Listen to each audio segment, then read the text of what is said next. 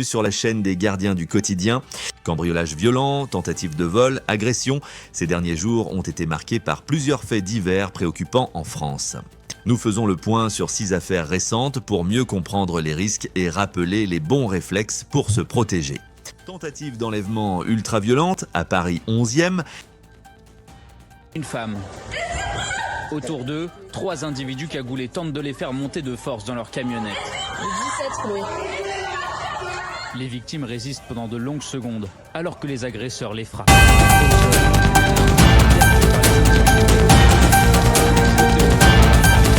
Un passant va alors s'en saisir et tenter de faire fuir les assaillants. 17. Au même moment, un autre témoin surgit, armé d'un extincteur. Les agresseurs prennent la fuite. Leur véhicule sera retrouvé abandonné, quelques rues plus loin. Les 2 victimes sont blessées.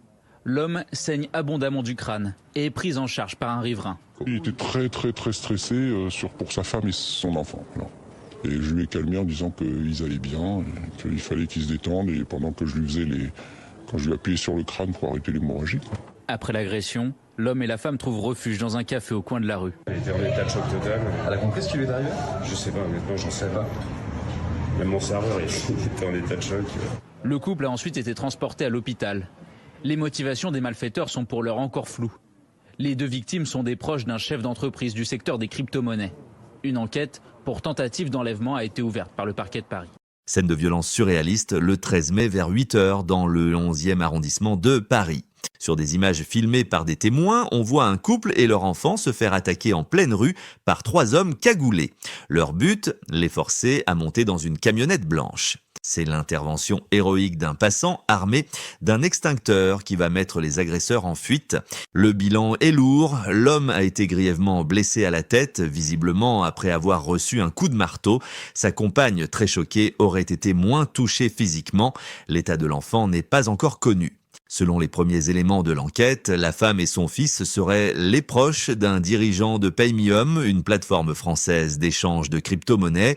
Une enquête pour tentative d'enlèvement a été ouverte. La brigade de répression du banditisme est chargée du dossier. Le véhicule a été retrouvé ainsi qu'une arme des suspects. Cambriolage violent à Puteaux et Neuilly. Dans les Hauts-de-Seine, 2 cambriolages ont eu lieu à moins de 24 heures d'intervalle. Le premier à Puteaux, une femme a été réveillée dans la nuit par le bruit d'une baie vitrée brisée. 2 hommes encagoulés, armés de matraques, l'ont agressée avant de repartir avec près de 80 000 € de biens de luxe. Le second, à Neuilly-sur-Seine, a été évité de justesse grâce à la vigilance d'un gardien d'immeuble qui a alerté les forces de l'ordre. 3 mineurs ont été interpellés. Ces faits rappellent que les zones résidentielles ne sont pas épargnées et qu'il est essentiel de signaler tout comportement inhabituel. Maintenant, nous allons parler de la prochaine nouvelle.